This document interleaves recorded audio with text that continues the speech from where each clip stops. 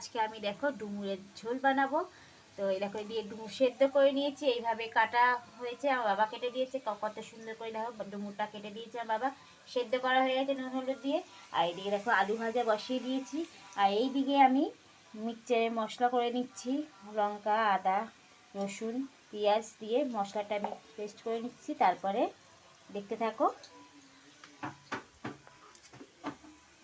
এটা তো এই দেখো মশলাটা আমি কষিয়ে চিংড়ি মাছ দিয়েছি, সেটা তোমাদেরকে দেখাতে পারলাম না।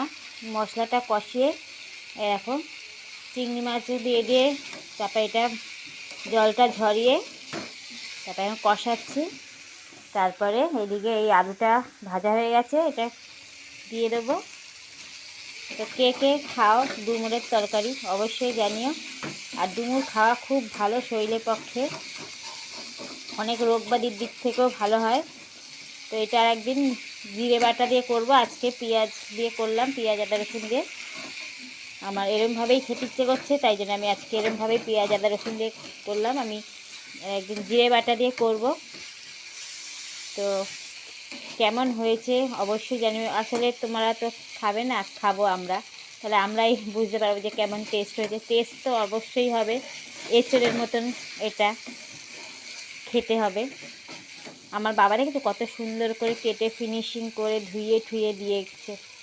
আরও আছে রেখে দিয়েছি, সেটা আর একদিন করবো।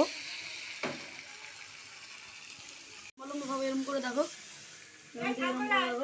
এই জায়গাটা দেখো কালো হয়ে গেছে। ওই তো রক্ত, হাড্ডি ভেঙে গেলেই হবে কেন। আর এই একজন খেলতে গিয়ে এমন হয়েছে, পুরো পাটা ফুলে উঠেছে।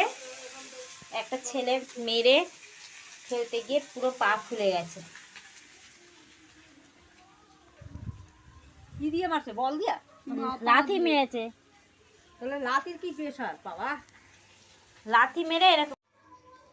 তো এই দেখো বন্ধুরা, জল দিয়ে দিয়েছি কষিয়ে, ভালো করে কষিয়ে জল দিয়ে দিয়েছি। এবার এটা ফুটে উঠলে তারপর একটুখানি